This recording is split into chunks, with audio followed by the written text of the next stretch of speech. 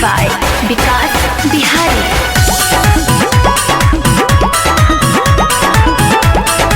Mahalakshmi Recording Studio, Dumarsan.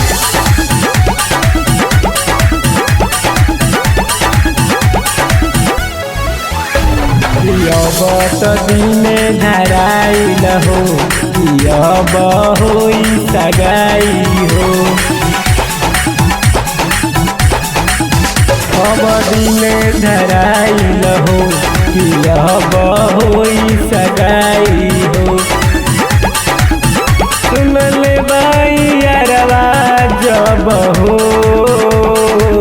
ओढ़नी के कोरवा ढके रोता लभरवा हो।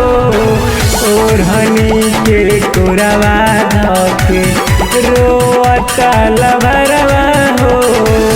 ओढ़नी के कोरवा ढके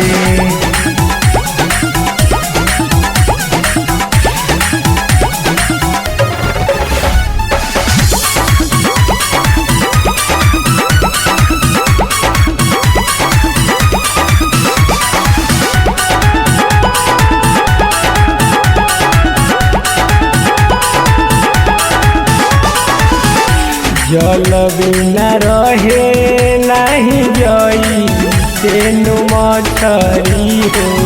सखी हो टूटतावे सापा ना के रसरी हो। जल बिना रहे नहीं जई तेनु मछरी हो। सखी हो टूटतावे सापा ना के रसरी हो। अनघुटा तनई के देखल जात नई के लागता इज्जत के डरवा हो।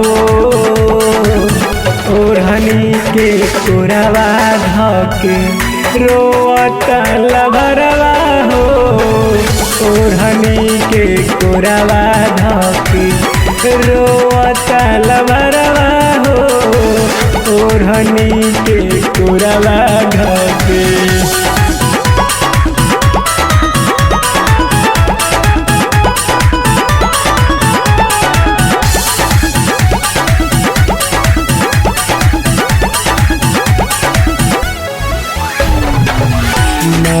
के तो हाथ लागे देहिया में हरदी हो। कैसे रही लभिंग राजा मुके सब दरदी हो।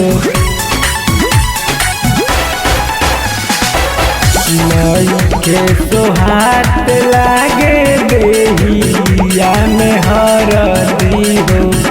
कैसे रही लभिंग मुकेशारे नो बेदरदी हो।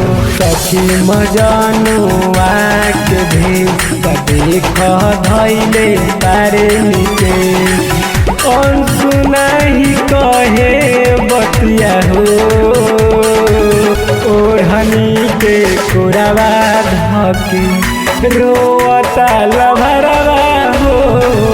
ओढ़नी के कोरवा धके रोता लभरवा हो। ओढ़नी के कोरवा धके। Mahalakshmi Recording Studio, Dumarsan.